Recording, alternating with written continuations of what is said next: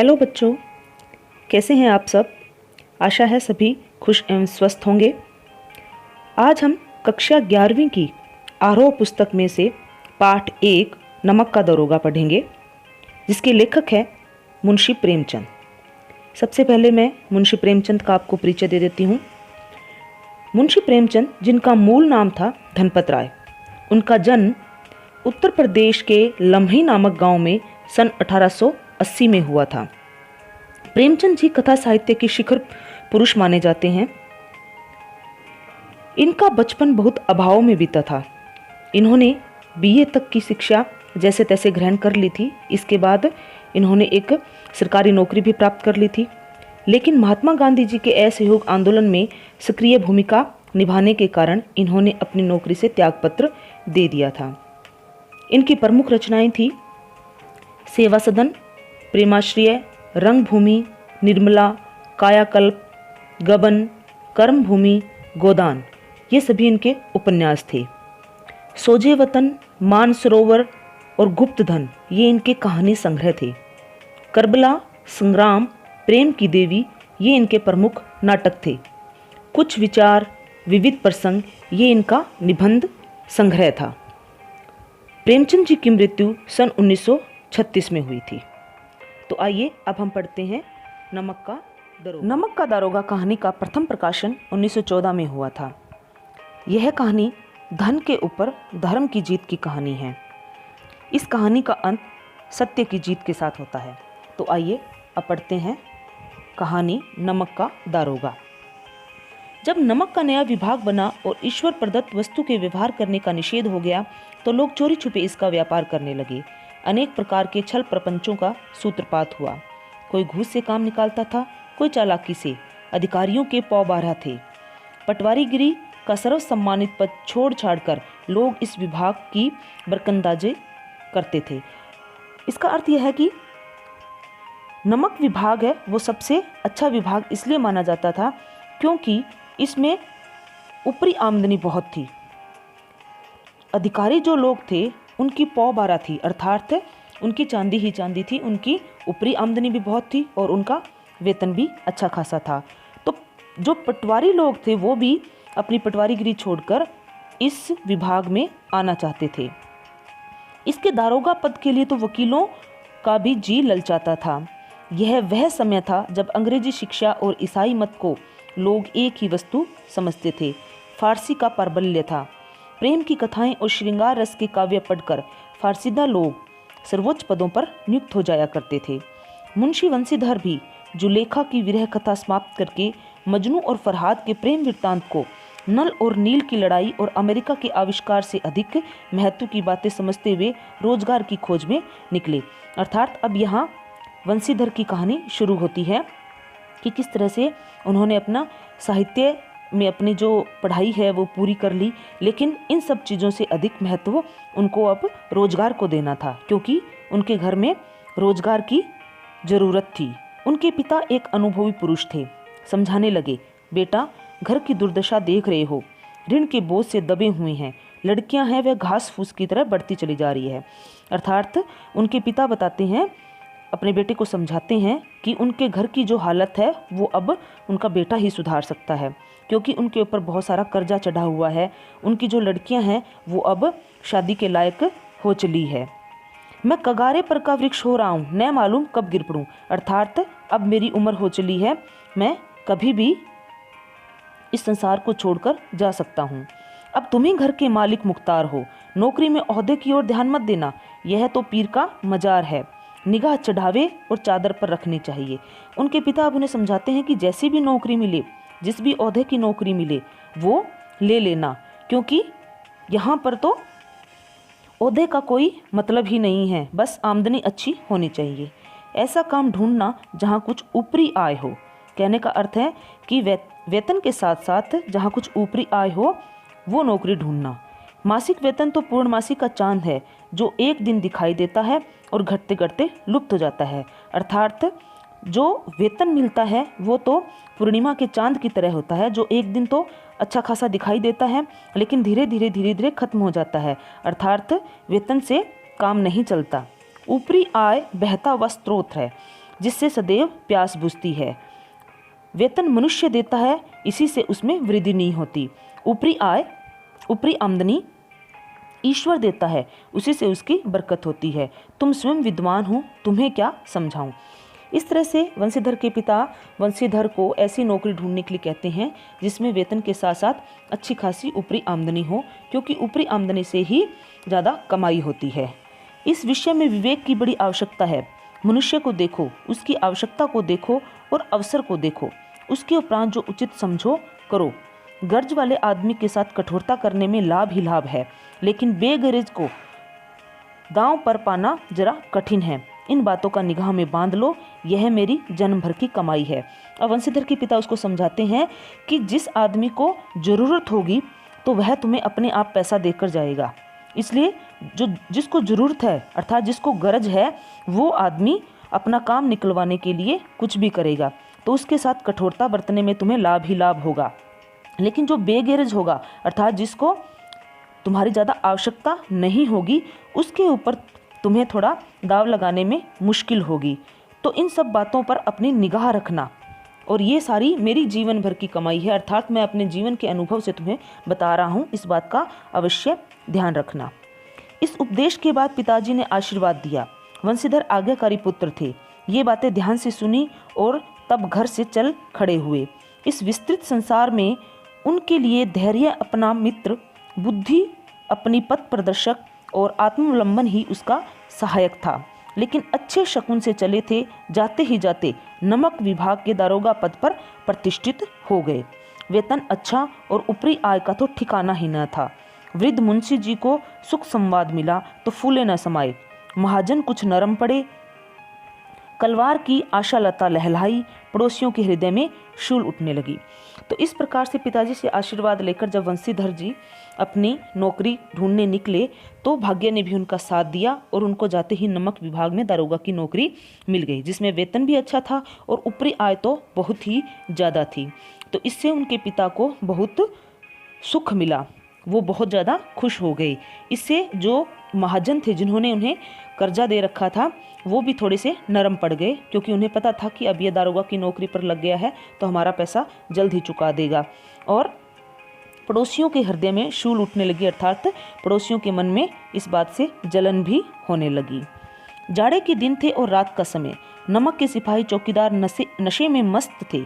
मुंशी वंशीधर को यहाँ आए अभी 6 महीनों से अधिक न हुए थे, लेकिन इस थोड़े से समय में उन्होंने अपनी कार्यकुशलता और उत्तम आचार से अफसरों को मोहित कर लिया था। अफसर लोग उस पर बहुत विश्वास करने लगे। नमक के दफ्तर से 1 मील पूर्व की ओर जमुना बहती थी, उस पर नावों का एक पुल बना हुआ था। दारोगा जी किवाड़ बंद किए मीठी नींद से सो रहे थे। अचानक आंख खुली तो नदी के प्रवाह की जगह गाड़ियों की गड़गड़ाहट तथा मल्लाहों का कोलाहल सुनाई दिया। उठ बैठे, इतनी रात गए गाड़ियां क्यों नदी के पार जाती है।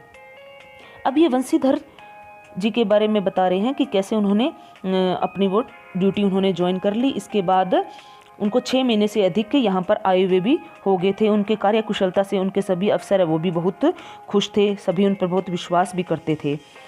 जहाँ पर उनकी ड्यूटी थी वहाँ नमक के दफ्तर से 1 मील पूर्व की ओर यमुना नदी भी बहती थी, जिस पर एक छोटा सा नाव का पुल बना हुआ था। तो वंशीधर जी अपने जो कमरे में किवाड़ बंद करके सो रहे थे तो अचानक ही कुछ गाड़ियों की गड़गड़ाहट की आवाज़ और मल्लाहों का, मल्लाह कौन होते हैं, जो नाव चलाने वाले होते हैं, उनका जो शोर सुनाई दिया तो वो उठ बैठे। वो सोचने लगे कि इतनी रात गए गाड़ियाँ क्यों नदी के पार जा रही है, अवश्य कुछ न कुछ गोलमाल है। उन्हें शक हो गया था कि कुछ न कुछ गड़बड़ जरूर है। तर्क ने भ्रम को पुष्ट किया। वर्दी पहनी, तमंचा जेब में रखा और बात की बात में घोड़ा बढ़ाए हुए पुल पर आ पहुंचे। उन्होंने अपनी दारोगा की वर्दी पहनी और पिस्तौल अपने जेब में रखा और अपने घोड़े पर बैठकर वो पुल पर आ पहुंचे। गाड़ियों की एक लंबी कतार पुल के पार जाती दिखी। डांट कर पूछा, किसकी गाड़ियां हैं। थोड़ी देर तक सन्नाटा रहा। आदमियों में कुछ कानाफूसी हुई। तब आगे वाले ने कहा, पंडित आलोपीदीन की। तब कई देर तक तो कोई उनमें से कुछ नहीं बोला, लेकिन आपस में वो आदमी सारे कानाफूसी करते रहे। तब जो आगे जो आदमी खड़ा था उसने बताया कि पंडित अलोपीदीन की गाड़ियां हैं। कौन पंडित अलोपीदीन? वंशीधर ने पूछा। दातागंज के, उस आदमी ने उत्तर दिया। मुंशी वंशीधर चौंक गए। पंडित अलोपीदीन इस इलाके के सबसे प्रतिष्ठित जमींदार थे, लाखों रुपए का लेन देन करते थे। इधर छोटे से बड़े कौन ऐसे थे जो उनके ऋणी न हो। व्यापार भी बड़ा लंबा चौड़ा था, बड़े चलते पुर्जे आदमी थे। अंग्रेज अफसर उनके इलाके में शिकार खेलने आते और उनके मेहमान होते। 12 मास सदावर्त चलता था।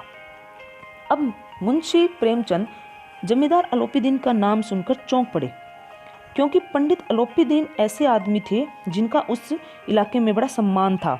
वो वहाँ के प्रतिष्ठित जमींदार थे, जिनका लाखों रुपए का लेन देन भी चलता था, और सब जो आसपास के लोग थे सबको उन्होंने कर्जा दे रखा था। वो बहुत ही तेज आदमी थे। अंग्रेज अफसर भी उनके वश में थे, क्योंकि वो उनके इलाके में आते थे और शिकार खेलते थे, और उनके घर पर 12 मास सदावर्त चलता रहता था, अर्थात खाने पीने की वहाँ पर कोई कमी नहीं होती थी। मुंशी जी ने पूछा, गाड़ियाँ कहाँ जाएगी? उत्तर मिला, कानपुर। लेकिन इस प्रश्न पर कि इनमें क्या है, सन्नाटा छा गया। अब उन गाड़ियों को देखकर उन्होंने कहा कि इन गाड़ियों में क्या है, तो सारे एकदम से चुप हो गए। गाड़ियाँ कहाँ जाएगी इसका उत्तर उन्होंने दे दिया कि कानपुर जाएगी, लेकिन ये नहीं बताया कि इन गाड़ियों में क्या है। दरोगा साहब का संदेह और भी बढ़ा। कुछ देर तक उत्तर की बाट देखकर वह जोर से बोले, क्या तुम सब गूंगे हो गए हो? हम पूछते हैं इनमें क्या लदा है। जब इस बार भी कोई उत्तर ना मिला तो उन्होंने घोड़े को एक गाड़ी से मिलाकर बोरे को टटोला। भ्रम दूर हो गया, यह नमक के ढेले थे। अब किसी ने यदि उन्हें उत्तर नहीं दिया तो खुद मुंशी वंशीधर वहां पर गए और अपने घोड़े को एक गाड़ी के पास खड़ा किया और उस गाड़ी में जो सामान रखा था उसको हाथ से टटोला, तो उनको पता चल गया कि इसमें नमक के ढेले थे, जो कि गैर कानूनी रूप से यहाँ से ले जाए जा रहे थे। पंडित अलोपीदीन अपने सजीले रथ पर सवार कुछ सोते हुए जागते चले आते थे। अचानक कई गाड़ी वालों ने घबराए हुए आकर जगाए और बोले, महाराज, दरोगा जी ने गाड़ियां रोक दी है और घाट पर खड़े आपको बुलाते हैं। पंडित अलोपीदीन का लक्ष्मी जी पर अखंड विश्वास था। वह कहा करते थे कि संसार का तो कहना ही क्या, स्वर्ग में भी लक्ष्मी जी का ही राज्य है। उनका यह कहना यथार्थ ही था। न्याय और नीति सब लक्ष्मी जी के ही खिलौने हैं, इन्हें वह जैसे चाहती है नचाती हैं। लेटे ही लेटे गर्व से बोले, चलो हम आते हैं। यह कहकर पंडित जी ने बड़ी निश्चिंतता से पान के बीड़े लगाकर खाए। फिर लिहाफ ओढ़े हुए दारोगा के पास आकर बोले, बाबूजी आशीर्वाद, कहिए हमसे ऐसा कौन सा अपराध हुआ है कि गाड़ियां रोक दी गई? हम ब्राह्मणों पर तो आपकी कृपा दृष्टि रहनी चाहिए। अब जैसे अलोपीदीन को उनका आदमी बुलाकर लाता है और बताता है कि दारोगा साहब ने गाड़ियां रोक ली है, तो वो बड़ी निश्चिंतता से उठे और मुंशी वंशीधर के पास आए, क्योंकि उनको विश्वास था कि वो अपने पैसे से उन्हें खरीद लेंगे, इसलिए चिंता की कोई बात ही नहीं है। वंशीधर रुखाई से बोले, सरकारी हुक्म। पंडित अलोपीदीन ने हंसकर कहा, हम सरकारी हुक्म को नहीं जानते और न ही सरकार को। हमारे सरकार तो आप ही हैं। हमारा और आपका तो घर का मामला है। हम कभी आपसे बाहर हो सकते हैं? आपने व्यर्थ का कष्ट उठाया। यह तो नहीं सकता कि इधर से जाएं और इस घाट के देवता को भेंट न चढ़ाएं। मैं तो आपकी सेवा में स्वयं ही आ रहा था। अब पंडित अलोपीदीन हैं, वो वंशीधर को अपने झांसे में लेना चाहते हैं। वो चाहते हैं कि उनका माल यहाँ से जाने दे और वो वंशीधर को घूस के कुछ रुपए दे देंगे, इसलिए वो उनको अब अपने जाल में फंसा रहे हैं। वंशीधर पर ऐश्वर्य की मोहनी वंशी का कुछ प्रभाव न पड़ा, लेकिन वंशीधर पर इन सब बातों का कोई प्रभाव नहीं पड़ रहा था। ईमानदारी की नई उमंग थी। कड़क कर बोले, हम उन नमक हरामों में नहीं हैं जो कोड़ियों पर अपना ईमान बेचते फिरते हैं। आप इस समय हिरासत में हैं। आपका कायदे के अनुसार चालान होगा। बस मुझे अधिक बातों की फुर्सत नहीं है। जमादार बदलू सिंह, तुम इन्हें हिरासत में ले चलो, मैं हुक्म देता हूँ। लेकिन वंशीधर पर उनकी इन बातों का कोई असर नहीं हुआ। उन्होंने कहा कि सरकारी हुक्म है, आपने गैर कानूनी काम किया है, तो अब आपका चालान काटा जाएगा। और उन्होंने अपने जमादार बदलू सिंह को आवाज़ लगाई कि इसे गिरफ्तार कर लो, ये मेरा हुक्म है। पंडित अलोपीदीन स्तंभित हो गए। गाड़ी वालों में हलचल मच गई। पंडित जी के जीवन में कदाचित यह पहला ही अवसर था कि पंडित जी को यह ऐसी कठोर बातें सुननी पड़ी। बदलू सिंह आगे बढ़ा, किंतु रोब के मारे यह साहस न हुआ कि उनका हाथ पकड़ सके। पंडित जी ने धर्म को धन का ऐसा निरादर करते कभी न देखा था। विचार किया, यह अभी उदंड लड़का है, माया मोह के जाल में अभी नहीं पड़ा, अल्लड़ है, झिझकता है। बहुत दीन भाव से बोले, बाबू साहब ऐसा ना कीजिए, हम मिट जाएंगे, इज्जत धूल में मिल जाएगी। हमारा अपमान करने से आपके हाथ क्या आएगा? हम किसी तरह आपसे बाहर थोड़े ही हैं। अब पंडित अलोपीदीन है वो आश्चर्यचकित हो गए, क्योंकि वंशीधर उनके बहकावे में नहीं आए, उनके जाल में नहीं फंसे।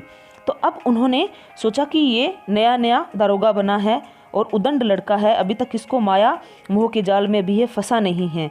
तो इसलिए वो थोड़े नरम हो गए और दीन भाव से बोले कि आप मुझे गिरफ्तार मत करो, क्योंकि इससे मेरी इज्जत है वो धूल में मिल जाएगी। आप आपस में हम कोई समझौता कर लेते हैं, क्योंकि हम और आप कोई गैर थोड़े ही हैं। वंशीधर ने कठोर स्वर में कहा, हम ऐसी बातें नहीं सुनना चाहते।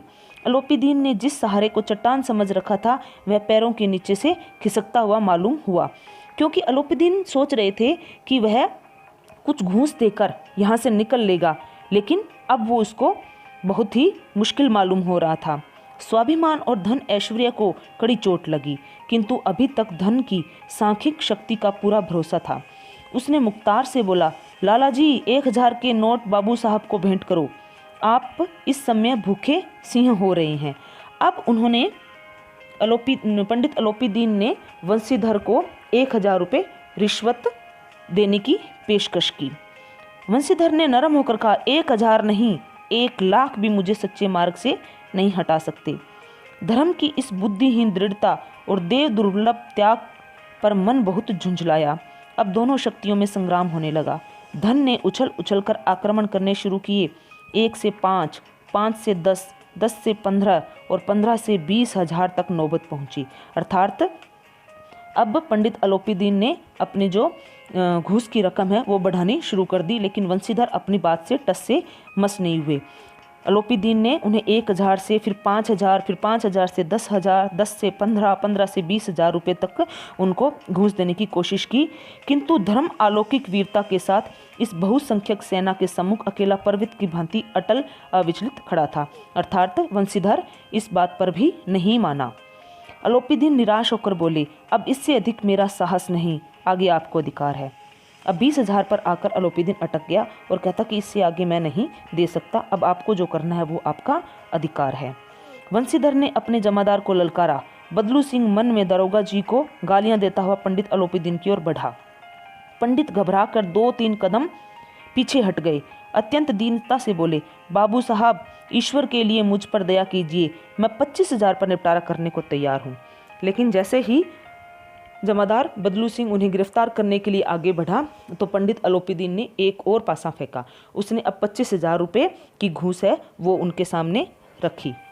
असंभव बात है, वंशीधर ने कहा कि ऐसा नहीं हो सकता, ये असंभव है। 30,000 पर अब पंडित अलोपीदीन ने रकम और भी बढ़ानी शुरू कर दी। अब उसने 30,000 रुपये बोले।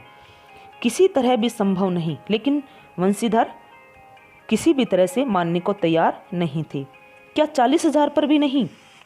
अब पंडित अलोपीदीन ने 40,000 रुपये की रकम है वो घूस के लिए उनके सामने रखी।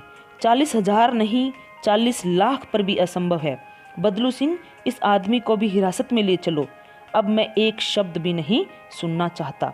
इस तरह से वंशीधर ने 40,000 रुपये भी ठुकरा दिए और कहा कि यदि 40,000 की जगह 40 लाख भी दोगे तो भी मैं तुम्हारी बात नहीं मान सकता। और अपने जमादार बदलू सिंह को कहा कि इन्हें हिरासत में ले लो।